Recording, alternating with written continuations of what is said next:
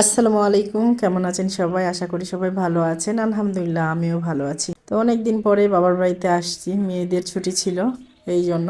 তো এই তো বাবার বাড়িতে আসে আমার আব্বু আর মা এখানে অল্প একটু মাটি খুঁড়ে একটু ধনিয়া পাতা, পেঁয়াজ, রসুন এগুলো চাষ করছে, সেগুলো দেখতেছি। তো এটা আমাদের ভিটা জমি, এটা আগে থেকে আমরা আবাদ করি। তো এটা এক সাইডে ছিল, এখন পাড়ার মাঝখানে পড়ে গেছে। এই জমির চারি সাইডে বাড়িঘর হয়ে গেছে আর জমিটা মাঝখানে পড়ছে। তো সেরকম আর আগের মতন টলি এগুলো ঢোকে না। তো হাত দিয়ে কোদাল দিয়ে মাটি খুঁড়ে খুঁড়ে চাষ করতে হয়।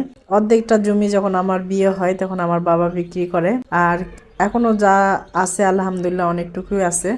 তো এই জমিতে যদি সবজি চাষ করা যায়, আসলে আমার বাবা মার সবজি কিনে খেতে হবে না, কিন্তু আমার আব্বু আর মা বয়স হয়ে গেছে, যতটুকু পারে ততটুকুই চাষ করে খায়। আর এখানে আমার মেজো বোন একটা বাড়ি করছে, টিনের বাড়ি।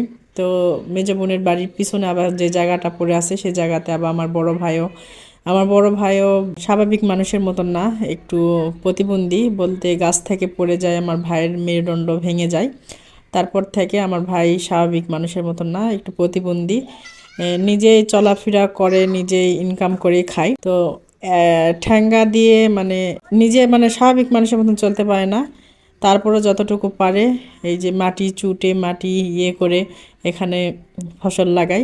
তা আমি আবার আমার ভাইয়ের মেয়েদের সঙ্গে ইয়ার্কি করতেছিলাম যে এটা আমার বাবার জমি, তোমরা আবাদ করছো কেন, এখনও আমার বাবা ভাগ করে দেয় না। তো ভাইয়ের মেয়েরা সেই খেপে যাচ্ছে, ওদেরকে একটু খেপাতে আমার অনেক ভালো লাগতেছে।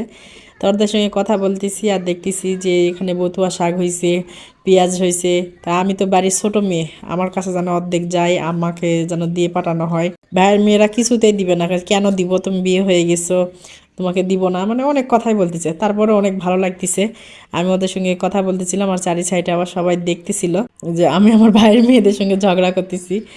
আসলে ওদেরকে খেপাতে আমার অনেক ভালো লাগে, আর তারাও বোঝে না যে তারাও একদিন বিয়ে হয়ে পরের বাড়িতে চলে যাবে, এরকম বাবার বাড়িতে আসে এটা ওটা নিবে। তা আমি আবার সবসময় বলি, যখন তোমাদের বিয়ে হবে তখন তোমরা বাবার বাড়ি থেকে কিছু নিও, আমি নিতে দিব না। তখন তারা আবার বলে তুমিও একটা টোপলা বেশি করে বাঁধে দিবা। তা যাই হোক, অনেক কথাই বলছি আর অনেক এখানে সেখানে আমার আব্বু হলুদ লাগাইছিল, হলুদগুলাও উঠাইছে।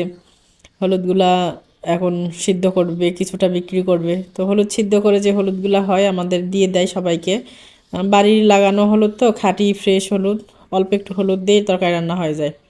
তো ঘুরে ঘুরে সব কিছু দেখতেছি, তো ভাবলাম আপনাদের সঙ্গে একটু শেয়ার করি। তো ভয়েস দিতে পারিনি কারণ ওখানে অনেক মানুষ ছিল, এই জন্য ভয়েস দিতে পারিনি। তারপরে এই যে ভয়েসটা এখন দিয়ে দিলাম, জানি না কি বললাম আর না বললাম।